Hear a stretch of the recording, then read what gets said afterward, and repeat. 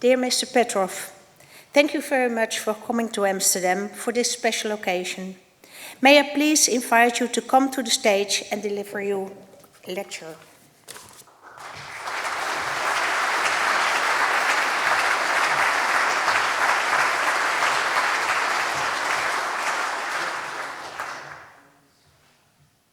Ladies and gentlemen, it was great honor for me to receive this award for the memorial.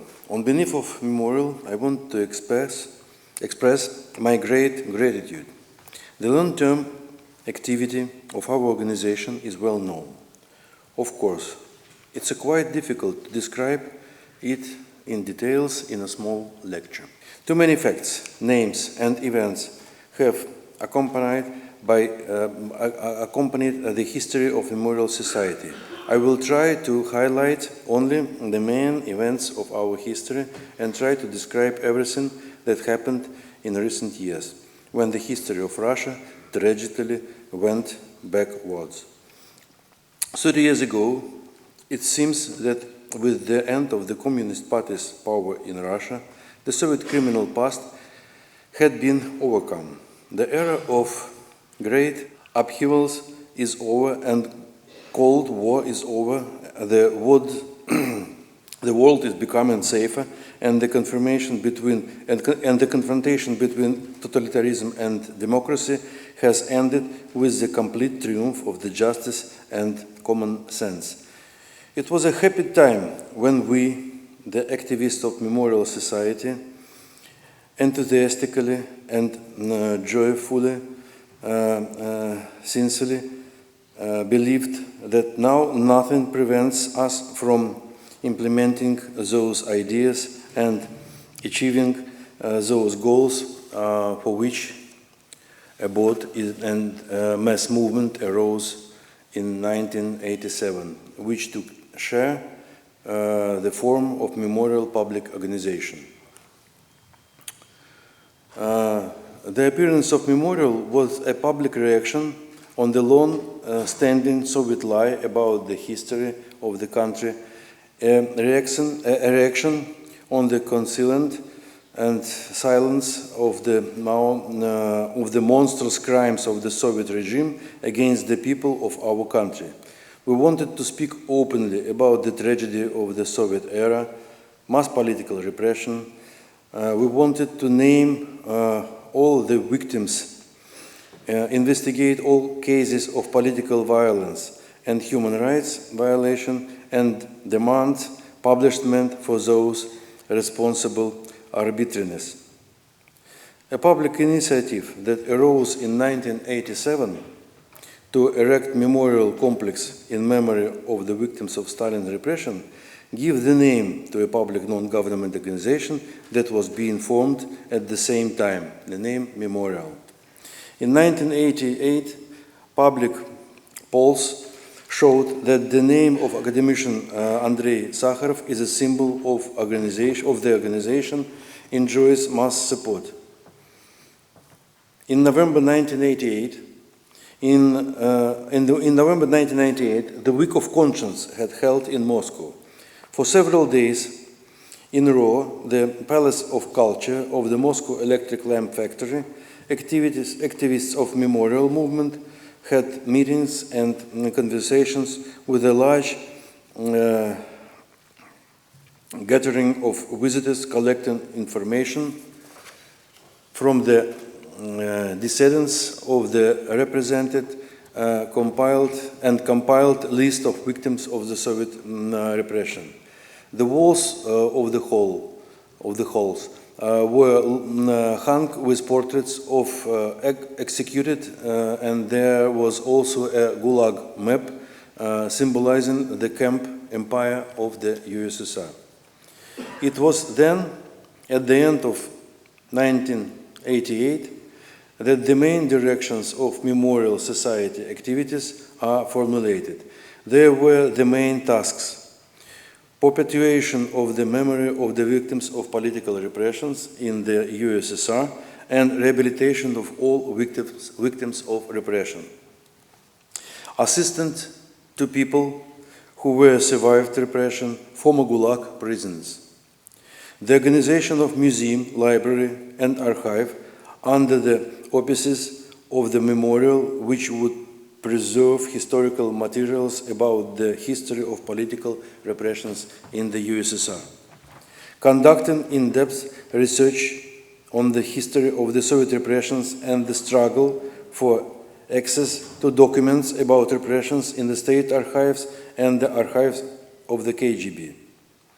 Educational work and publication of books and collection of documents on the memory of repression in the late 1990s, the memorial most important work was a school competition. It's a story that you watch now in a short video. Designed to encourage high school students for their essays on the history of their families and the history of their regions. Of course, the activists of Memorial had a very clear understanding that the political repressions of the Soviet past directly linked to the present, and therefore another and the same time the most important task for the activists of Memorial was the struggle for the human rights and the demand for freedom for all Soviet political prisoners still remaining in camps and prisons. The last of them were freed only in early 1992 when the Soviet system and the omnipotence of the Communist Party had already collapsed. The collapse of the Communist Party of the Soviet Union in August 1991 ushered in a new era. Memorial activists joined many state commissions of a new Russia and participated in development of the federal law on the rehabilitation of victims of political repression.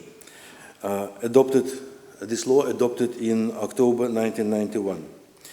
They participated in the work of the Commission in the Supreme Council of Russia on the reception of archives of the Communist Party and the KGB for the state storage. They participate as experts in the consideration of the case of Communist Party in the Constitutional Court of Russia. The decision of the Communist Party, the decision on the Communist Party case was rendered by the Constitutional Court on November 30 of 1992 and gave a clear assessment. Now, I citate, "For a long time, the country was dominated by the regime of the unlimited violent power of a narrow group of the communist functionaries under the Politburo of the Central Committee of the Communist Party of the Soviet Union, headed by the General Secretary of the Central Committee of the Communist Party of the Soviet Union. Approximately the same assessment was recorded in the preamble of the law on the rehabilitation of victims of political repression in October 1991.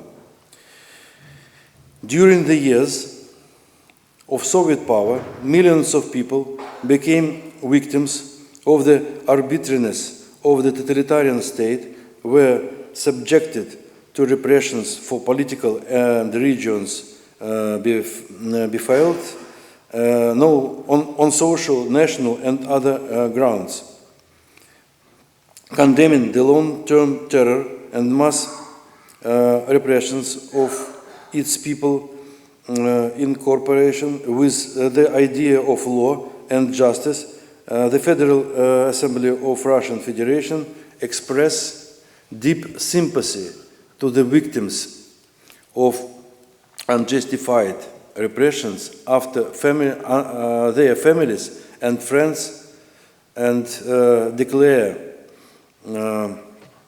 unwavering desire to seek real guarantees of rule of law and human rights. Evil was called by name. After this decision, evil was called by name, and a legal assessment was given. For the Russian society, their legal assessments should have become both an historical and a moral guideline. At the time, we understood that, hoped that this tragedy about never happened, that this tragedy should never happen again. This was our motto, never again, just as Holocaust survivors said it after the collapse of the Nazi Germany. But how did it happen that after this, after all this, Russian society is sliding back into the historical pit? Totalitarian methods and are reappearing in Russian reality. Censorship and ideological dictatorship are returning. Fear rise in society again. The working of the laws timed out to be insufficient. The chance of lustration and deep reform of the political system was missed. The same middle link of former Communist Party leaders remained in power in Russia. The timing point was the second half of the 1990s. It was then that a line of confrontation with the West was outlined in Russian politics. The social conscience and rudimentary habits of people acquired by them during the 70 years of the Soviet regime begin to have a negative impact on the government and gradually lead to a return of the Soviet traditionalism and paternalism. And the Russian government, quickly catching those public sentiments, skillfully played, encouraging the nostalgic feelings of the population, calling the imperial revenge. All this became quite obvious at the very beginning of the 2000 years. One of the important historical terms for the memorial was the story of not only the victims of political repressions, but also story of the executioners and sadistic investigators who carried out the massacre of the Soviet citizens and foreigners on Stalin instructions. With all those who, according to political doctrines, were classified as hostile elements, who were called enemies of the people. The punitive system created by Stalin inspired universal fear. No one could be sure that he would not be next victim. Even people from Stalin's inner circle lived in a fear. On Stalin's instructions, several members of Politburo and their wives were arrested and shot. Their young children ended up in orphanages. Even the wife of nominal lead of the USSR, Mikhail Kalinin, was arrested on Stalin's personal instructions. It's only one, but simple and bright example. Ekaterina Kalinina, an Estonian by birth, was arrested in October 25, 1938, without approval of the prosecutor and even without formal registration of the arrest. They just put her in jail and tortured her.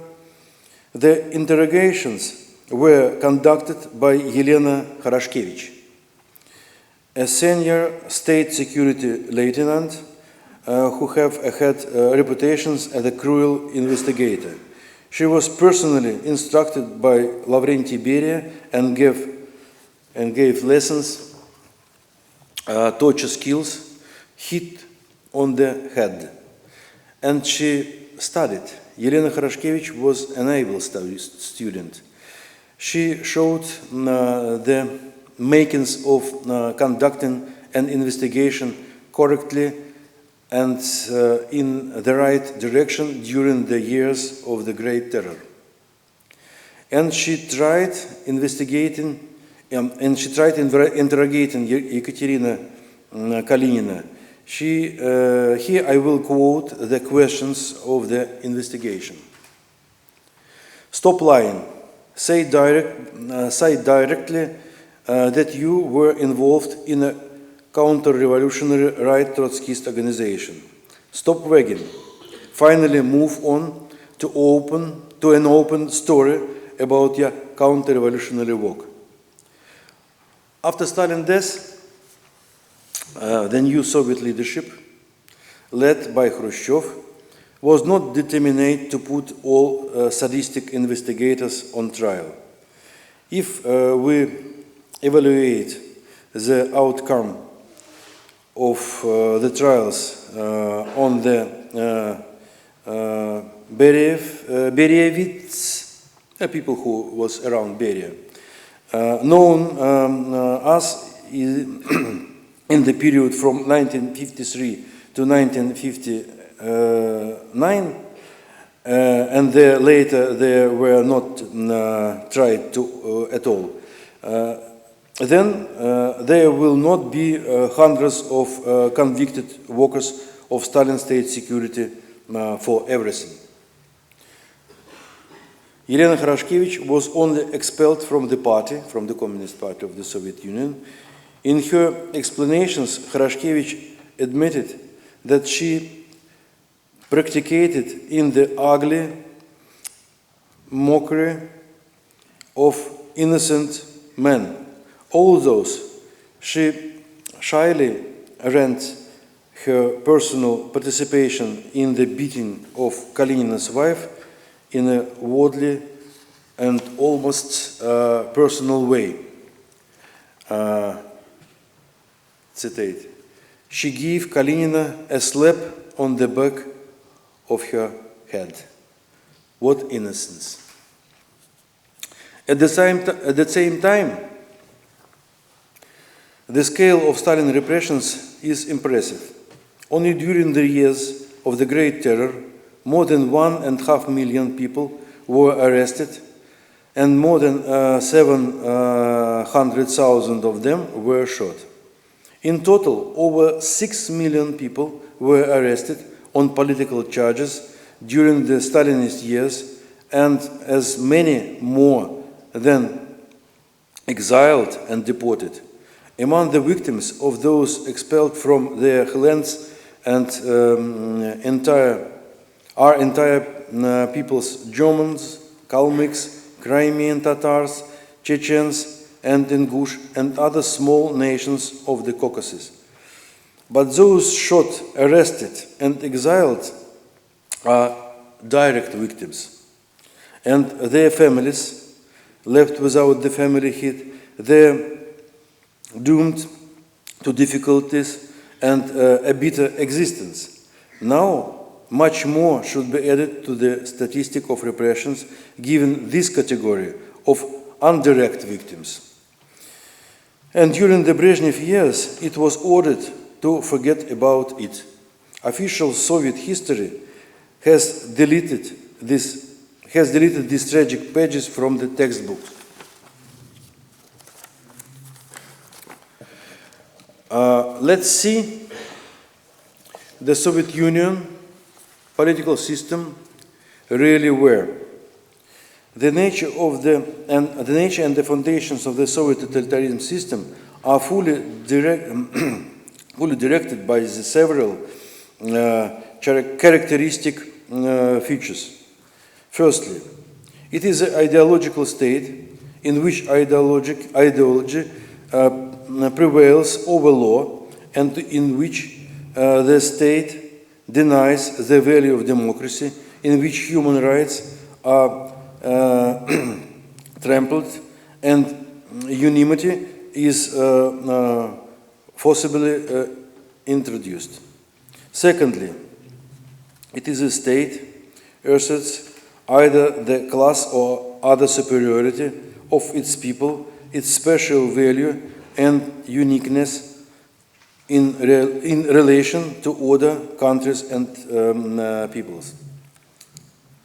Thirdly, this state, by virtue of the first two signs, is building an settlement inside national or social discard, justifying or even propagandizing war as a means of solving interstate problem. Fourthly, it is a cult of the leader and the course towards the intermobility of power, the secularization of power, and the action of the independentability of its leaders. Fifth, it's a celebration of repressive practices, including the extraditional killings, the use of violence and terror to suppress political opponents and any form of dissent. A number of other distinctive features of the Soviet system can be distinguished, but the above, in my opinion, are the most important and defining. Today, it is safe to say that according to all those five signs, modern Russia is moving in the opposite direction to democratic values. And one of the important and one of the important proofs of this is the history of the prosecution and political defamation of members of the Memorial Society. Nancy Adler, who described the history of Memorial in her wonderful book, told about this very well here before me. Nancy and I known each other for over more than 30 years. Human rights activists can be considered as an essential and necessary element of the civil society. A state that suppresses independent public organizations, including human rights organizations, cannot be legal. It is worth considering of those behalf the political course on our country is being carried out. It is clear, and this is reflected to the Constitution of the Russian Federation, that the source of power of our country is the people. The leaders of our country claim that they act on behalf of and the will of majority of the population. But if some part of our people has a different opinion and they do not agree with the current political course of Russia, do they have the right to express their point of view? After all, they regularly pay taxes, and the government bodies exist, including at their expense. The government should take into account their point of view. But in practice, we see that just like that, the government does not accept their point of view at all and even persecutes them for expressing it. But it's not only the memorial human rights activists that have become a serious irritant for the Kremlin. History is another area where the real struggle for the truth is now unfolding. Of course, the Kremlin does not directly deny the facts of mass Soviet repressions and millions of victims, but at the same time, it encourages rewriting of history in favor of imperial, nationalist, and other ideological projects under the general motto of patriotism. Today, not only long hidden and finally open pages of history are being attacked but also seemingly well-known and proven facts. Debunked myths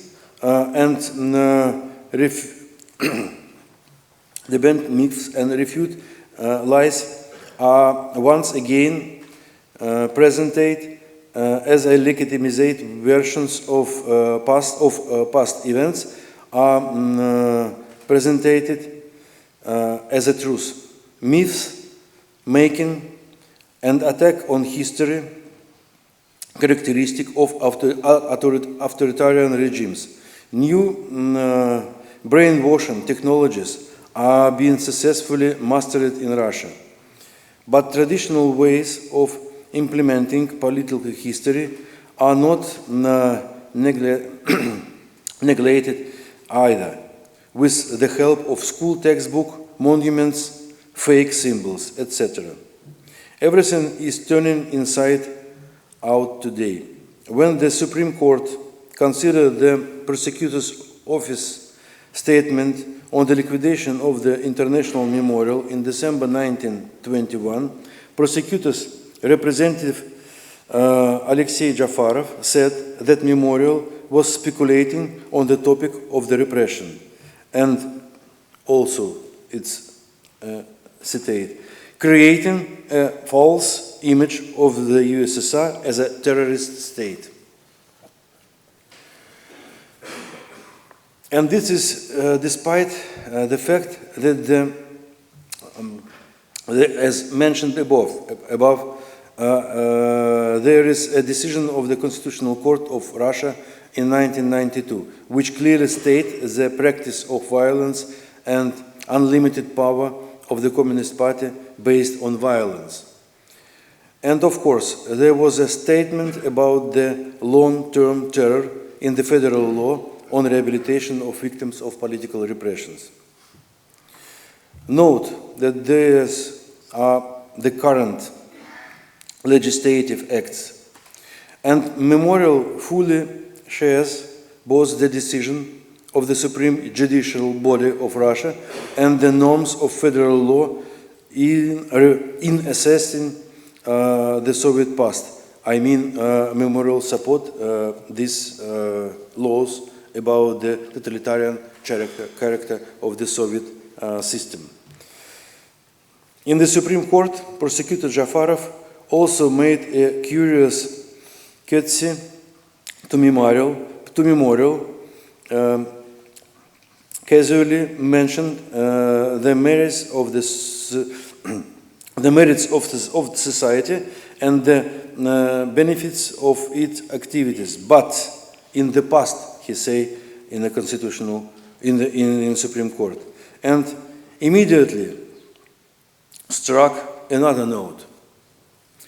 I citate. Initially, the memorial was created in order to restore historical truth and perpetuate the memory of victims of political repression. But we all change over time, despite all attempts to present itself and as exclusively. Socially useful organization, the memorial activities by now are actually mainly aimed at falsifying the history of our country, at gradually reforming the mass connections with the mass consciences to the population from the memory of the winners to need to repent for the Soviet past. This phrase become a self-revelation. We all change over time.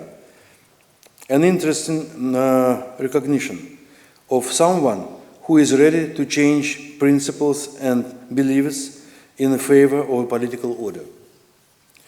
Has memorial changed? His goal and objectives are still the same as they were 30 years ago.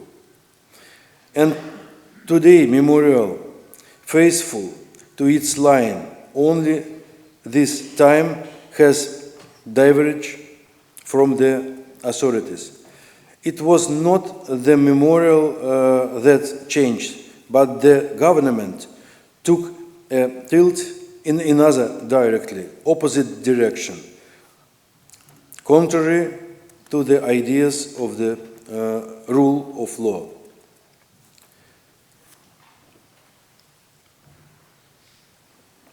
Yes, the authorities empire modern Russia society with the idea that we have nothing to repent of, and we will not allow anyone to instill us as a sense of guilt. Now it has become a program line in the field of teaching history in Russia.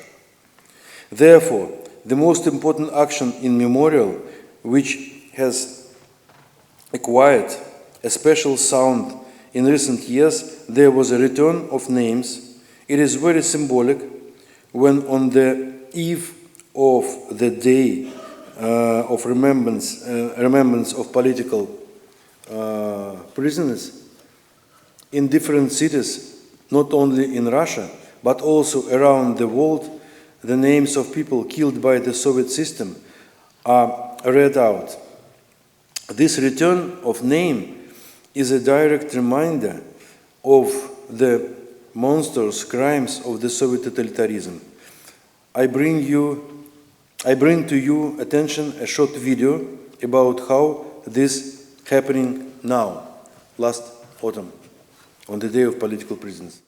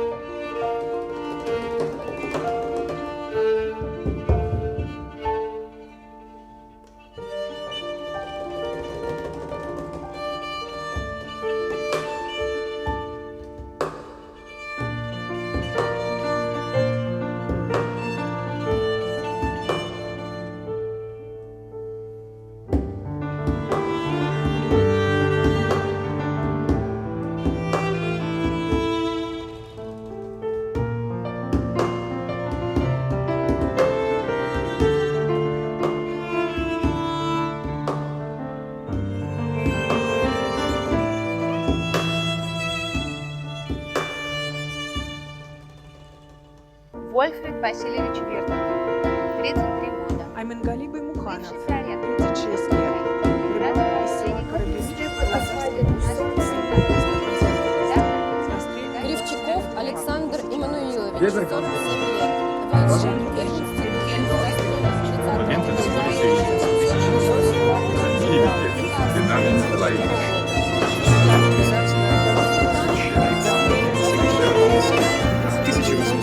25-го года рождения. Место рождения заведующий библиотекой. Расстрелян 27 августа 1937 года. Вечная память.